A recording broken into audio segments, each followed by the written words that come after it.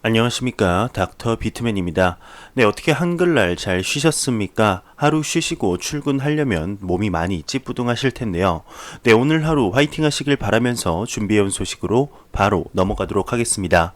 네, 한 리서치에서 비트코인의 거래량이 전날 대비 53.48% 감소했다 언급을 했습니다.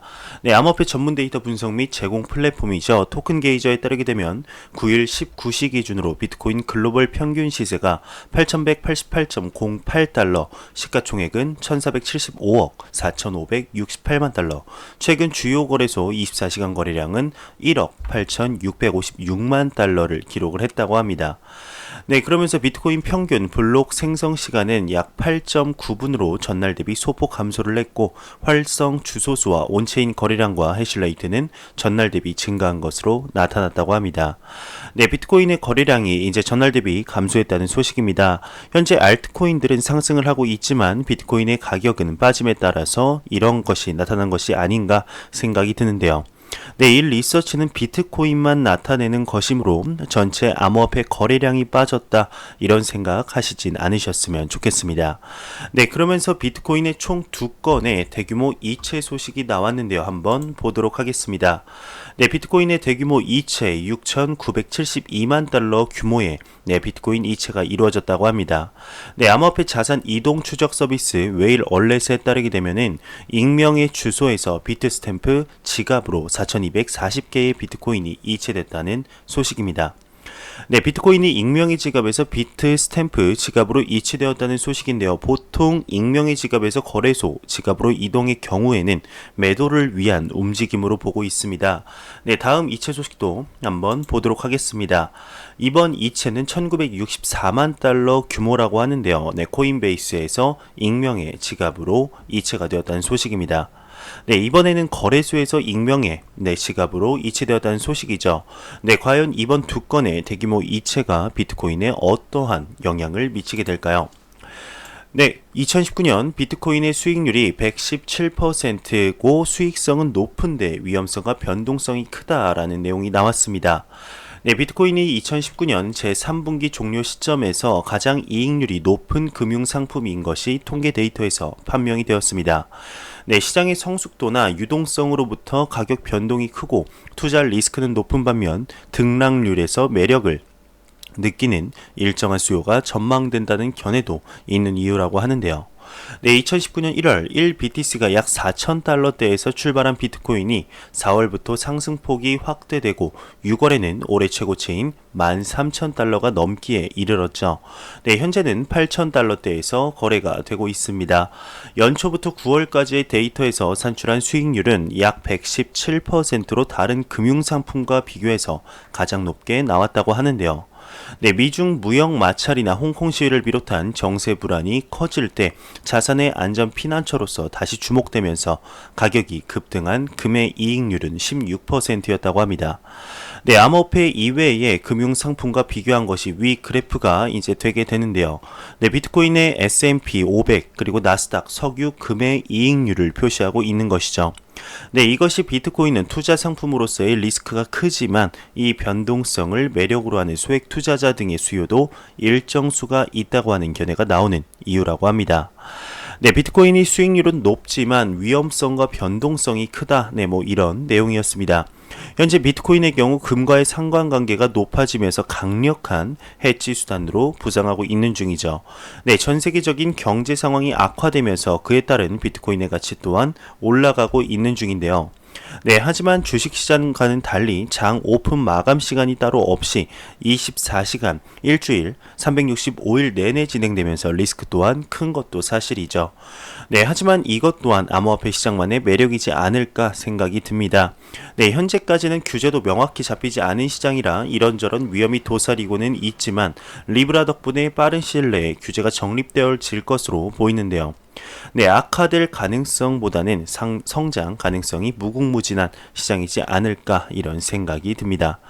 네, 비트코인에 관한 긍정적인 소식이 두 가지 더 있습니다. 네, 이번에는 제롬 파월 연준 의장이 보유 자산을 매입 재개하겠다 밝혔다는 얘기가 나왔습니다. 네, 이에 대한 덕을 볼 것이 비트코인이라는 것인데, 네, 한번 보도록 하겠습니다.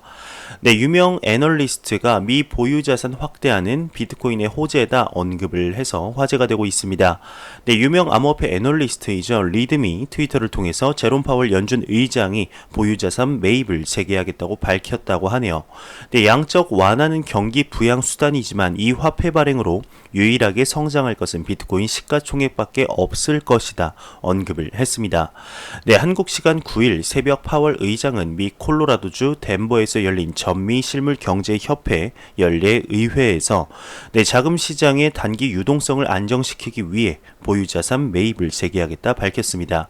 네, 자산 매입은 미 국채로 이루어질 것이라고 설명을 했는데, 하지만 파월 의장은 이 같은 조치가 금융 위기 이후 시행한 대규모 양적 완화와는 다르다 재차 강조를 했네요. 네, 내용을 보았는데요. 제롬 파월 의장이 직접 언급한 것은 아닙니다. 하지만 단기 유동성을 안정시킨다고 하였는데, 여기에서 나오진 않았지만 자산 매입이 단기 국채로 이루어진다고 합니다. 네, 단기 국채는 이제 할인 발행을 하게 되는데요. 네, 쉽게 예를 들면은 6개월 뒤 이 쪽지를 가져오면 100달러를 드릴게요 말을 하면서 90달러에 파는 방식이죠.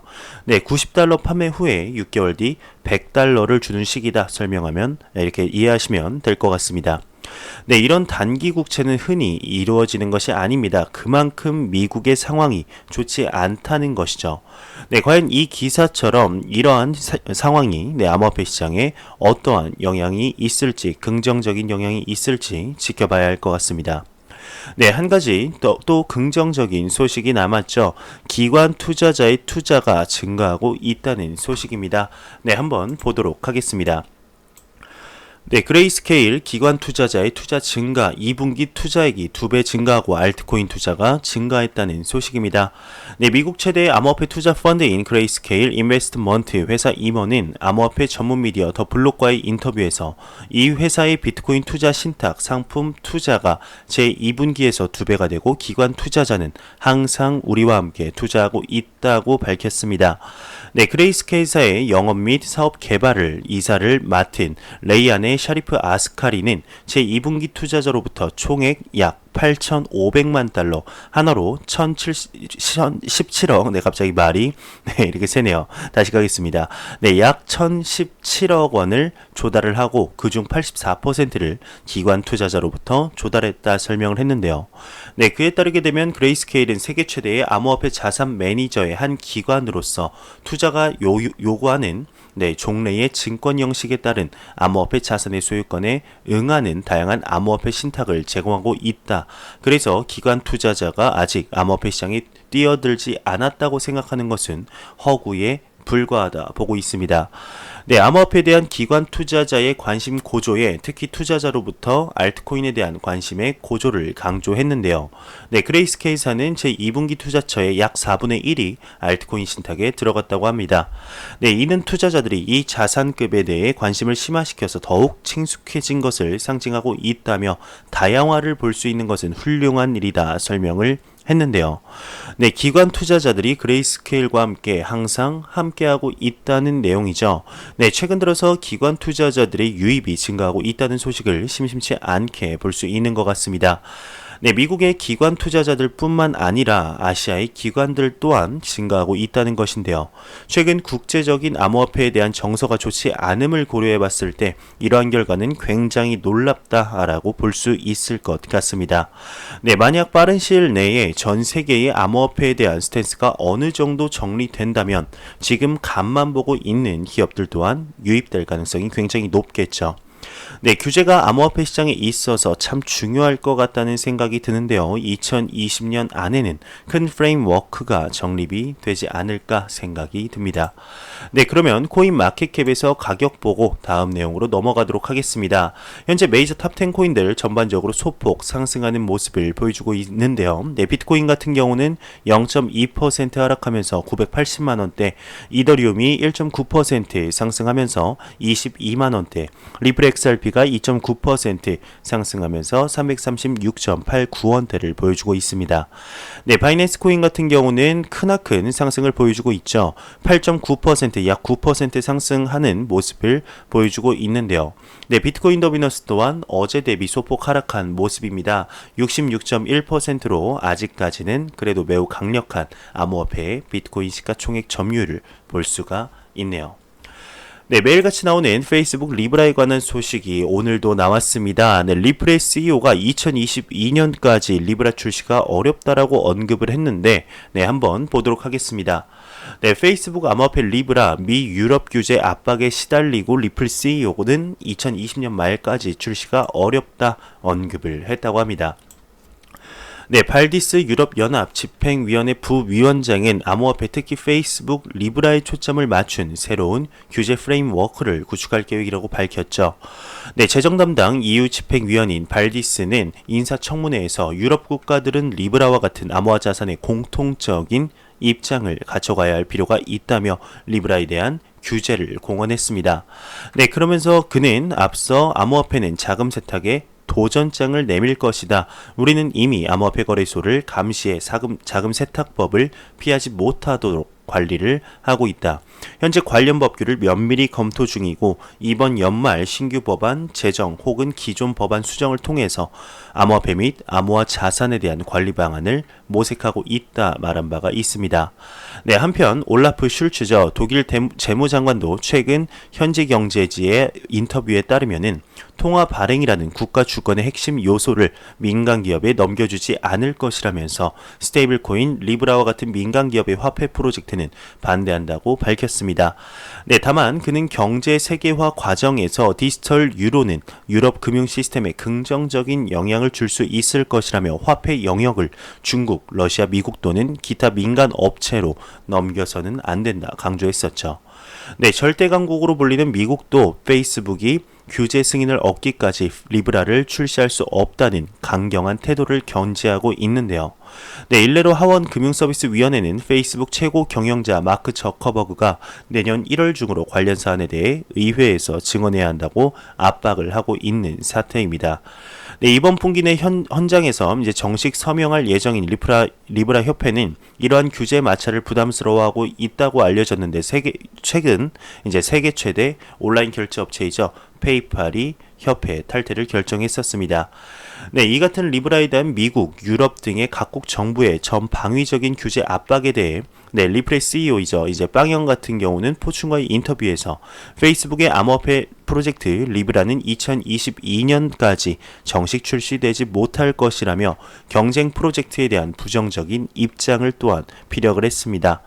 네, 그러면서 이어서 페이스북이 리브라를 위해 계획했던 비전을 실현할 수 있다고 확신하지 않는다. 그들이 직면한 문제는 상당하다라고 설명을 했습니다. 네, 또 그는 이날 만약 페이스북이 규제 기관들의 화살을 피해갈 수 있었다면 리브라의 출시는 보다 수월했을 것이다. 페이스북은 이미 각국 정부에 의해 십자가에 못 박힌 듯한 모습이라고까지 덧붙였네요. 네, 참 지금 리브라 힘든 상태이죠. 리브라가 전 세계의 문매를 막고 있다 이런 내용이었습니다. 네, 리플의 CEO 또한 비판을 한 것이 참 놀라운 일인데요. 네, 리브라 백서 발간 이후 주권 통화라는 단어 때문인지 전 세계적인 비난을 받고 있죠. 네, 예전에는 가끔씩이라도 리브라를 옹호하는 듯한 내용이 가끔씩 나왔었는데 최근 들어서는 비판의 강도가 더욱 높아진 것 같습니다. 네, 그러한 와중에도 마지막에 공개했듯이 이제 리브라의 최신 성과를 발표한다고 하죠. 네, 멘탈이 정말 대단하지 않나 생각이 듭니다. 네, 참 많은 공격을 받고 있는 와중인데 또 하나의 화살이 리브라를 향해 날아왔습니다. 한번 보도록 하겠습니다. 네, 미 상원 의원이 결제 기업들의 리브라 간더라라고 서신을 발송했다고 합니다. 네, BNN 블룸버그 통신에 따르게 되면 미 상원 의원 셰로드 브라운과 브라이언 샤츠가 마스터카드, 비자, 스트라이프에게 리브라 프로젝트 참여에 대한 재고를 요청했습니다. 네, 두 의원은 이제 서신을 통해서 리브라 프로젝트가 글로벌 금융 시스템의 위협일 뿐 아니라 기업들의 결제 시스템에도 영향을 끼칠 것이라고 경고를 했다는 것인데요. 네, 월스트리트 저널은 지난 2일 비자, 마스터카드 등 페이스북 리브라 프로젝트 파트너사들이 프로젝트를 탈퇴할 수 있다고 진단을 했고 앞서 언급한 바와 같이 페이팔은 탈퇴를 했죠. 네, 미 상원 의원이 리브라 컨소시엄 참여 기업들에게 압박을 가했다는 것이죠. 네, 최근에 거대한 금융기업인 페이팔이 탈퇴를 하면서 많은 논란이 되었었는데요. 네, 비자나 마스터카드와 같은 굵직한 결제 기업들마저 등을 돌린다면 리브라 다시 한번 흔들리지 않을까 생각이 듭니다. 네, 실제로 비자와 같은 경우는 탈퇴를 고려하고 있는 것으로 보이고 있죠. 네, 힘든 나날의 연속입니다만 앞으로 어떤 식으로 진행하게 될지 한번 지켜봐야 할 것 같습니다. 네, 그러면서도 희한한 소식이 나왔습니다. 리브라가 포크를 한다고 하는데 과연 무슨 내용인지 한번 보도록 하겠습니다. 네, 리브라 포크 암호화폐인 오픈 리브라가 출시 예정이라고 합니다. 네, 암호화폐 전문 미디어 코인데스크에 따르게 되면 블록체인 인프라 스타트업인 와이어라인의 공동 설립자 루카스 가이어가 일본 오사카 ATC홀에서 열린 이더리움 컨퍼런스 데브콘5에서 리브라 코드와 커뮤니티를 포크한 암호화폐 오픈 리브라를 발행할 것이다 라고 밝혔습니다. 네, 해당 암호화폐에 대한 토큰 세일은 없고 해당 이니셔티브 배경에는 주주권과 기업이 없다면서 오픈 리브라의 핵심팀은 30곳의 코스모스, 체인링크, 웹3, 데모크래시 얼스 등 블록체인 프로젝트 및 덴마크 적십자사 등과 같은 비영리 단체의 대표들로 이루어져 있다 덧붙였는데요. 네, 지금 내용을 보게 되면 페이스북과는 크게 연관되어 있는 것은 아닌 것 같습니다. 네, 리브라의 코드를 포크한 것인데 여기서 말하는 포크는 소프트웨어 포크라고도 불리우는 것입니다. 네, 개발자들이 하나의 소프트웨어 소스 코드를 통째로 복사하여서 독립적인 새로운 소프트웨어를 개발하는 것을 얘기를 하는데요. 네, 오픈소스 소프트웨어의 경우 소스 코드가 공개되어 있고 통째로 복사하는 것이 허용되는 라이선스를 따르기 때문에 원작자의 허가 없이 포크를 통한 새로운 소프트웨어 개발이 가능하다고 하네요. 네, 리브라의 경우에는 7월 달에 코드를 공개했기 때문에 저작권에는 크게 문제가 없습니다. 참 머리를 잘 쓰는 것 같네요. 네, 하지만 리브라와 비슷한 능력을 가졌다 해서 페이스북의 거대 인프라를 따라잡지는 못하겠지만 암호화폐 시장에 진입한 지 얼마 안 된 분들은 충분히 헷갈려 하실 수 있지 않을까 생각이 듭니다. 네, 리브라와 더불어서 리플에 관한 소식도 여러 가지 나왔습니다. 네, 한번 보도록 하겠습니다. 네, 바이낸스 싱가포르가 리플코인 XRP를 신규 상장한다는 내용입니다. 네, 바이낸스의 싱가포르 버전의 거래소 바이낸스 싱가포르는 9일 정식으로 리플 XRP를 상장시켰습니다. 네, 거래표는 싱가포르 달러 표시의 XRP SGD가 된다고 하는데요. 네, 현 시점에서 제공하는 암호화폐는 비트코인, 이더리움, BNB, 라이트코인, 비트코인 캐시 5개와 XRP의 추가로 6개가 된다고 하네요. 네, 바이낸스 싱가포르는 7월에 정식으로 출시한 거래소죠. 법정 통화 SGD에 의한 암호화폐 매매를 할 수 있는 라이선스를 가지고 있습니다. 네, 리플의 유동성을 증가시킬 수 있는 소식은 항상 좋은 것 같습니다. 네, 이와 더불어 리플의 파트너십에 관한 소식이 나왔는데요. 네, 한번 보도록 하겠습니다. 네, 리플 주요 은행 기술 제공 업체인 파인스트라와 협력을 했다는 소식입니다. 네, 리플은 오늘 리플렛의 설치 공간을 크게 연장할 수 있는 파인스트라와 협력을 발표했습니다. 네, 이 계약을 통해서 파인스트라 고객은 리플렛의 블록체인 기술을 사용하여 국경 간 지불을 할 수 있게 되는데요. 네, 파인스트라 같은 경우는 금융기관의 주요 기술 제공을 업체하는 이런 업체입니다. 네, 100대 은행 중 90개를 포함하여서 9,000명 이상의 고객이 있다고 하는데요. 네, 파인스트라의 매출은 19억 달러이고 이 회사는 금융기관에 다양한 솔루션을 제공하면서 이 중 일부는 지불과 관련이 있다고 합니다.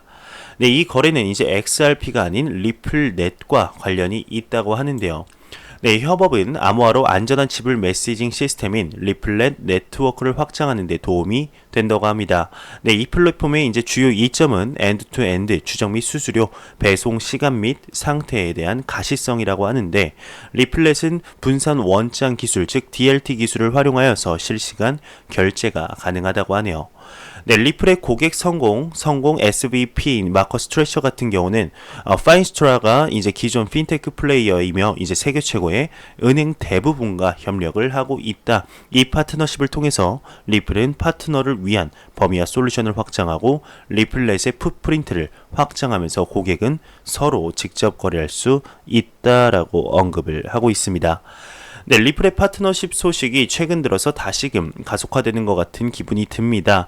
네, 좀 뜸하더니 다시금 파트너십 소식이 지금 일주에 2개에서 3개씩 나오고 있는 것 같은데요. 네, 리플의 영업 실력은 참 대단하다 이런 생각이 듭니다. 네, 이러한 리플의 성장에 스위프트도 최근 들어서 위협을 느끼고 있는 듯한 네, 말이 계속 꼬이네요. 네, 스위프트도 최근 들어서 위협을 느끼고 있는 듯한 모습을 계속해서 보여주고 있습니다. 네, 최근에 스위프트가 실시간 결제 기업들을 초대하여서 파트너십을 구축했다고 하는데요. 네, 한번 보도록 하겠습니다. 네, 스위프트의 뱅킹 헤드가 모든 실시간 지불 시스템을 초대하여 파트너십을 구축했다라는 소식입니다. 지금 밑에 쓸데없는 내용들이 너무 많아서 간단하게 한번 정리를 해드리면 최근에 스위프트의 뱅킹 책임자인 해리 뉴먼이 파인 엑스트라와 즉각적인 지불과 국경 간 거래에 대한 이야기를 나누었다고 합니다. 이 뱅킹 헤드인 해리 뉴먼도 실시간 지불에 대해서 누구나 원한다, 시대가 변하고 있다 언급을 했고, 스위프트가 GPI의 이점을 분산 원장 기술을 활용하여서 본인들의 생태계에 제공할 것이라고 발표를 했습니다. 네, 여러분들도 아시다시피 스위프트 같은 경우는 해외 송금의 분산 원장 기술을 활용하기 위해서 R3와 개념 증명을 완료했다는 것을 여러분들도 아실 겁니다. 네, 그렇게 블록체인을 무시를 하고 비난을 했던 스위프트가 블록체인 암호화폐 기반의 기업들을 얼마 전 본인들의 라이벌로 직접 언급을 했죠. 리플, 스텔라, 그리고 IBM을 지목했습니다. 네, 그만큼 위기에 직면해 있다. 이것을 스위프트 본인들도 알고 있다는 것이겠죠.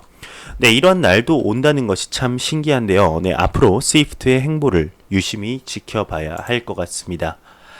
네, 미 SEC가 ICO 사기 혐의 업체와 합의 협상을 진행한다고 합니다. 네, 온라인 금융 전문 미디어 파이낸스 피드에 따르게 되면 미국 증권거래위원회죠. SEC가 약 1,500만 달러 규모의 암호화폐 공개 ICO 사기 혐의로 기소한 뉴욕 소재 업체와 델라웨어 소재 및 레지널드 미들턴 대표와 법정 공방 2달 만에 합의 협상에 돌입했다고 합니다.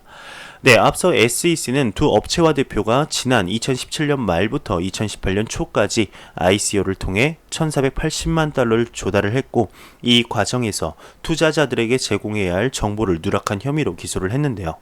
네, 또한 SEC는 해당 업체들의 800만 달러 규모의 투자 수익금이 남아있는 정황을 포착하고 자산을 동결시키기 위해 사법당국에 협조를 긴급 요청했다, 이렇게 언급을 하고 있습니다. 네, 바이낸스의 OTC 거래가 알리페이와 위챗페이로 입금이 가능하다고 합니다. 네, 바이낸스는 오늘 트위터를 통해서 P2P용 장외거래 출시를 발표했는데요. 네, 새로 시작한 이 플랫폼은 중국 위와나 OTC 거래에서 위와나 입금 루트에 은행카드 외에도 알리페이와 위챗페이로부터의 입금이 가능한 것으로 알려졌습니다. 네, 바이낸스의 CEO CG가 트위터로 사실임을 입증을 했는데요. 네, 중국에서는 암호화폐 거래소를 통한 거래가 금지되어 있기 때문에 OTC 거래를 통한 국외 거래소의 이용이 주류인 거래 프로세스가 된다고 합니다. 네, 바이낸스가 새롭게 중국을 위한 OTC 거래를 개시함으로써 바이낸스로 취급하는 알트코인 중에도 중화머니가 흐를 가능성도 기대가 된다고 하네요. 네, 스위스의 증권거래소 SIX가 중앙은행과 디지털 화폐를 공동 연구한다고 합니다. 네, BNN 블룸버그 통신에 따르게 되면 스위스 증권거래소 SIX가 중앙은행과 함께 금융거래 및 결산에 중앙은행 디지털 화폐를 사용하는 방안을 공동 연구한다고 합니다.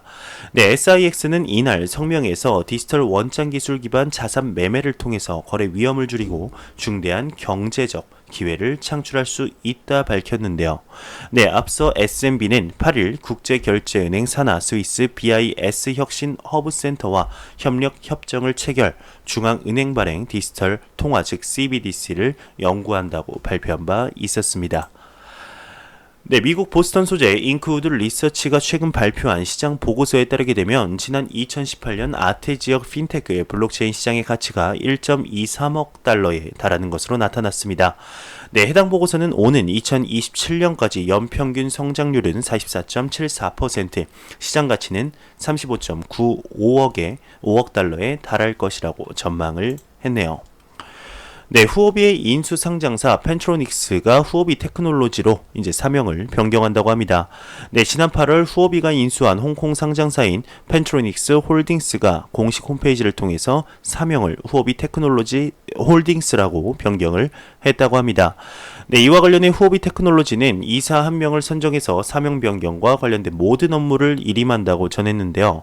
네, 앞서 중국계 암호화폐 거래소 후오비는 홍콩 증시 백도어 리스팅을 위해서 지난 8월 후오비 그룹의 CEO 리린과 피션 캐피탈의 회장 텅롱송은 이제 펜트로닉스의 홀딩스의 지분 73.73%, 6.8%를 인수를 했고 후오비 그룹은 펜트로닉스 홀딩스의 최대 주주가 되었다고 합니다.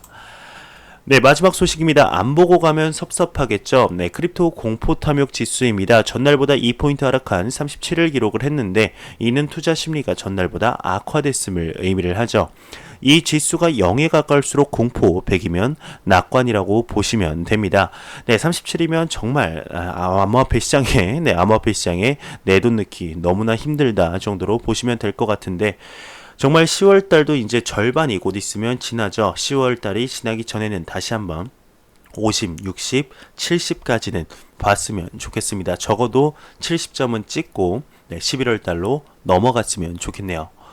네, 그러면 마지막으로 코인 마켓캡에서 가격 한번 보고 넘어가도록 하겠습니다. 네, 리플 XRP 기준 336.89원인데요. 네, F5번 한번 눌러보도록 하겠습니다. 항상 F5번 누르면 가격이 하락했었는데 과연 오늘은 어떻게 될까요? 한번 보도록 하겠습니다.